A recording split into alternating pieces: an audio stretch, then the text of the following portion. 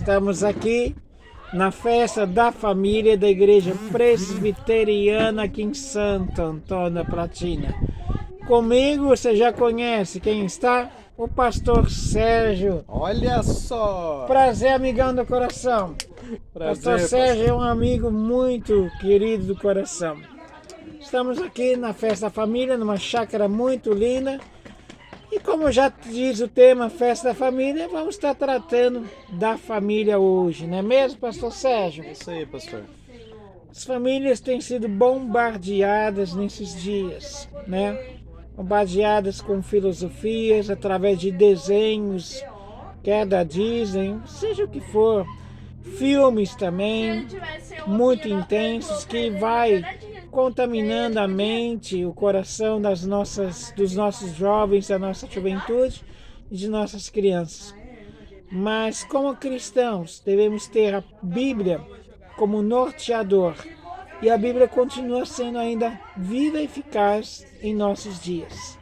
Se é algo que pode curar a geração de hoje, pode curar os nossos jovens, as nossas crianças, continua sendo a palavra de Deus. Não é mesmo, pastor Sérgio?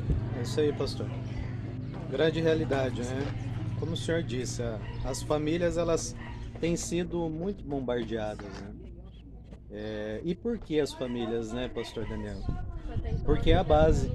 Sim. Porque é o local Sim. onde nós temos os nossos princípios cristãos praticados, é o local onde se torna o nosso primeiro discipulado, Sim. é onde nós aprendemos a viver.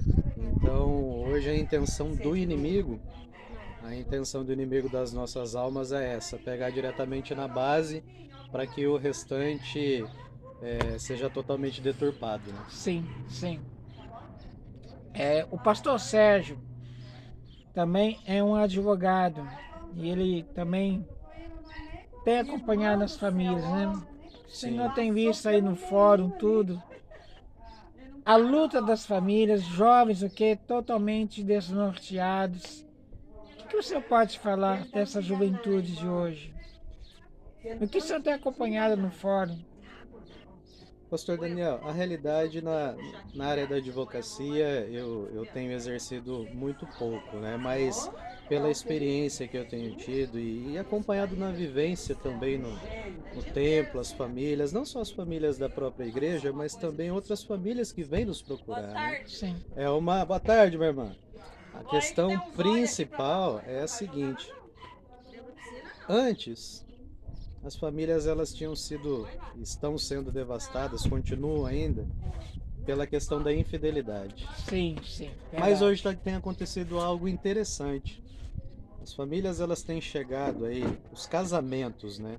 Os casamentos têm sido atormentados pela falta de diálogo. Hoje o celular tem tomado muito conta das pessoas, até dos casais, e eles têm perdido tempo, né, consigo próprio, com os filhos, um tempo especial em família. Tem perdido.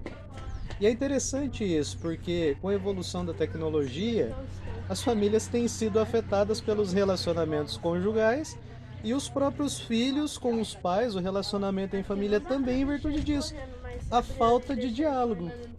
Então hoje é aquela geração que ela fica em casa com o seu celular na mão, mas que na mesa, ao sentar para comer, para conversar, não conversa mais, apenas come e falta o diálogo. É interessante isso. Na verdade, você pode estar na mesma sala, no mesmo sofá e estou conversando com o outro via celular. É absurdo isso, né? Exatamente. Hoje tem-se um sentimento em família de que nós estamos isolados dentro das próprias Sim, casas. sim. Né? Eu ouvi uma frase semana passada, eu não me lembro o autor, pastor Daniel, mas assim, me chamou muita atenção e me preocupou. O autor da frase dizia assim: antes nós perdíamos os nossos filhos fora dos lares, das casas, Sim, porque a convivência deles, a vivência era toda fora. sim. Hoje nós estamos perdendo os nossos filhos dentro dos nossos quartos em virtude da porta que se abriu chamada celular. E de diversas outras portas que se abriram através dos meios de comunicação, que estão aí super as mãos, né, das nossas famílias. Então é preocupante isso. Olha só, você ouviu o que o pastor Sérgio falou? Agora nós estamos perdendo os nossos filhos dentro do próprio lar, tá?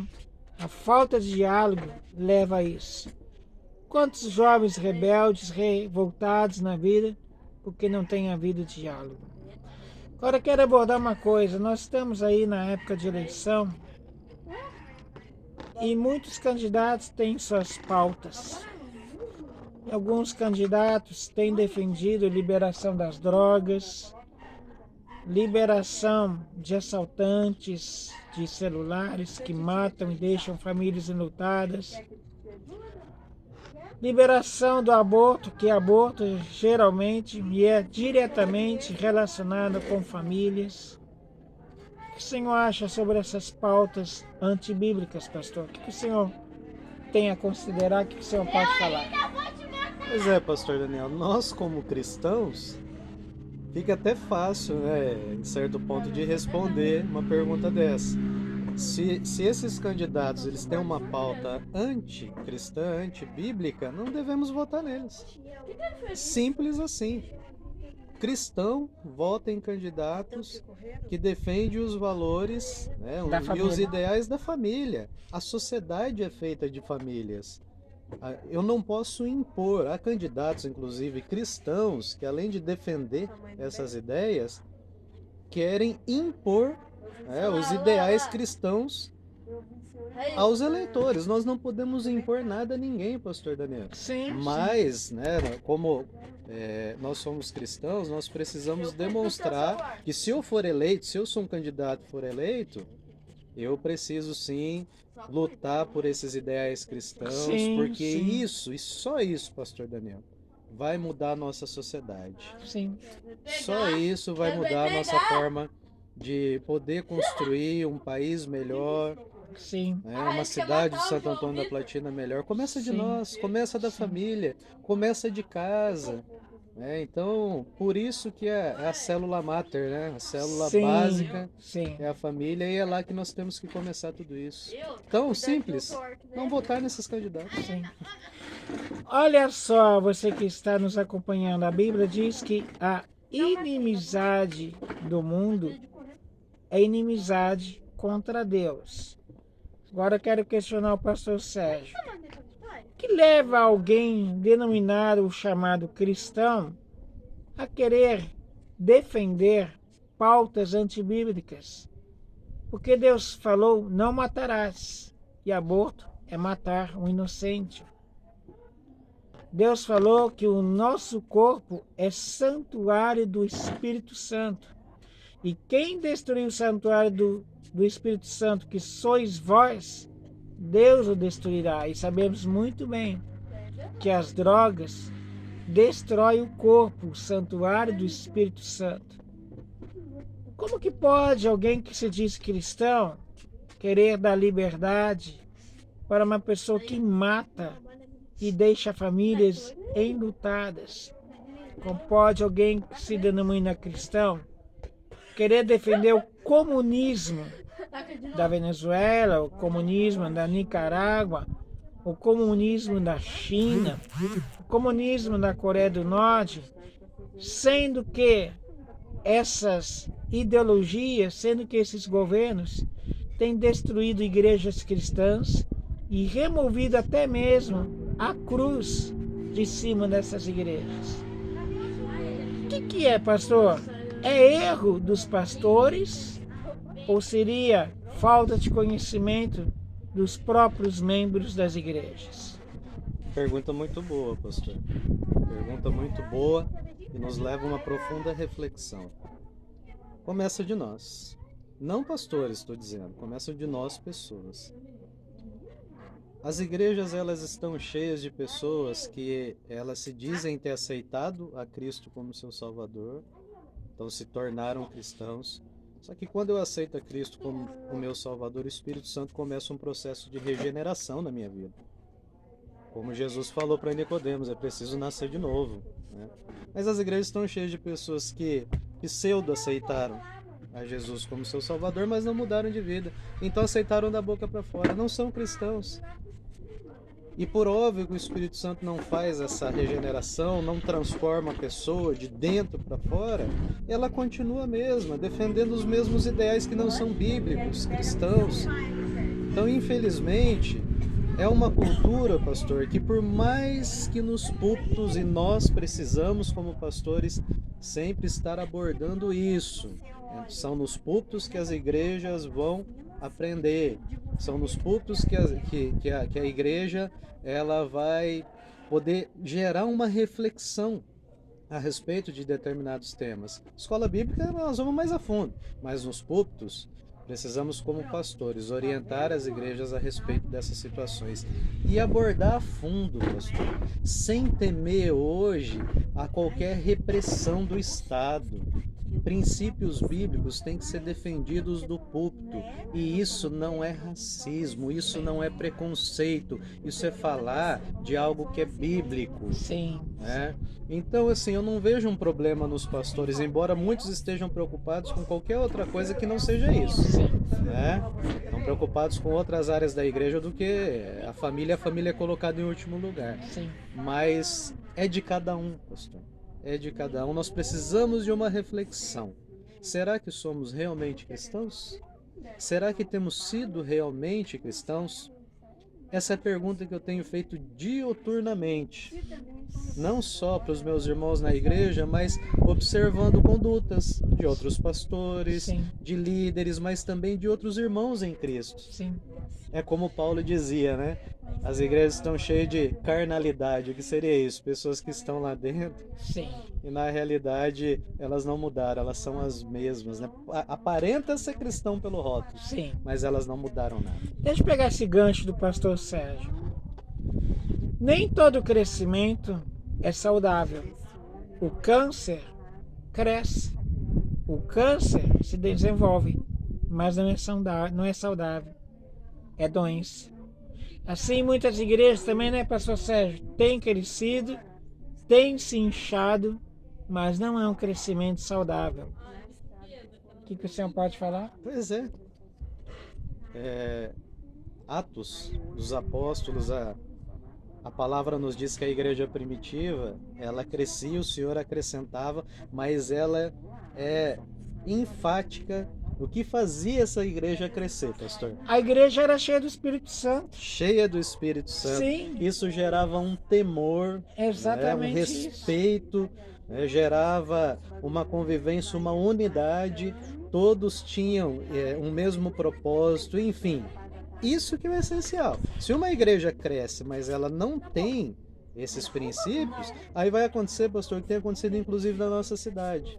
Um êxodo religioso terrível, porque ninguém quer parar na denominação. Sim, sim. Você quer procurar lugares para ficar e acaba não ficando em lugar algum. Por quê? Você está interessado em ouvir aquilo que te sustenta e não aquilo que te transforma.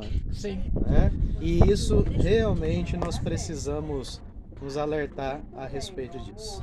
Olha só, Jesus falou que o Pai procura adoradores que adorem em espírito e verdade, e não adoradores que adorem em mentira e carnalidade. O que temos visto é que a igreja atual tem adorado em mentira e carnalidade.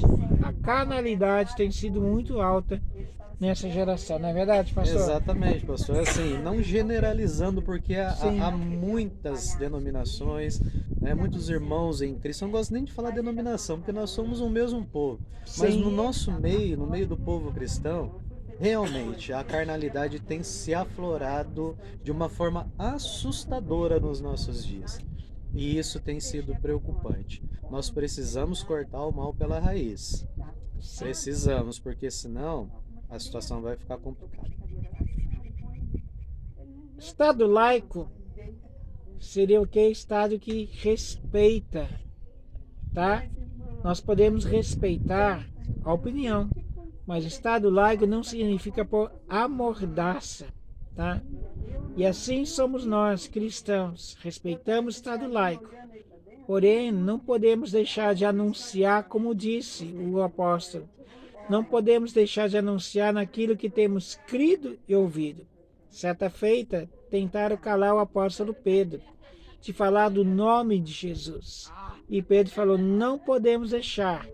Julgai a vós mesmo, não podemos deixar de anunciar aquilo que temos visto e ouvido a respeito de Jesus Cristo. E na verdade o que estão tentando é tapar a boca daqueles que adorem a Deus. Não é verdade, pastor? Pois é, pastor, e o senhor disse muito bem. É um Estado laico, mas não um Estado repressor. Isso Então nós mesmo. temos uma liberdade de expressão que hoje eu vejo as decisões de ministros do STF, vejo umas decisões judiciais que dizem o seguinte, que quando nós dizemos algo bíblico, mas que afeta pessoas, afeta crenças, enfim, nós estamos sendo, na realidade, preconceituosos. Não, nós estamos dizendo algo bíblico Sim. e sempre iremos defender esses ideais. Como qualquer outra religião pode se manifestar nesse país e nós, que não somos os donos da verdade, precisamos respeitar. Eu preciso respeitar um umbandista, um católico, eu preciso respeitar o budista, o espírita, enfim, como eles me respeitam. Sim, Nas sim. suas práticas, inclusive, devemos respeitar. Uma coisa é respeitar, outra coisa é eu dizer algo bíblico e que a minha crença defende. Como o espírita defende a sua crença, como o budista defende a sua crença. Então não é algo demais eu dizer algo bíblico, é algo que estudamos para isso, que a teologia diz e que nós sempre vamos defender, porque ela, acima do que a teologia diz, é o que a Escritura diz. E como Pedro fez, como Paulo fez e como os discípulos fizeram, e hoje como discípulos devemos fazer, pastor. Sim. É defender esses ideais até o fim, e ninguém vai nos calar. Amém. Concluindo, querido, querida, o primeiro milagre que Jesus fez foi num casamento. Quando foi dito, acabou-se o vinho, foi mesmo que dizer, acabou-se a alegria. Mas Jesus é poderoso para fazer o vinho ou a alegria retornar. Que nesse estado laico que vivemos, você se deixe tocar por Jesus Cristo. Porque Ele toca sim e Ele transforma sim toda tristeza em alegria. Que o Senhor Deus te abençoe e te guarde, o Senhor faça resplandecer o teu rosto sobre ti e te dê a paz. Amém. Grande abraço, pastor Sérgio. Grande abraço. Pastor Amigão Daniel. do coração. No 3, olha só, hein? Bem forte, 1, 2, hein? 3 e... Olha só! Fica com Deus, querido. Se inscreva no canal do pastor Daniel. Ative o sininho das notificações. Tchau, grande abraço do pastor Daniel e do pastor Sérgio! Tchau, tchau!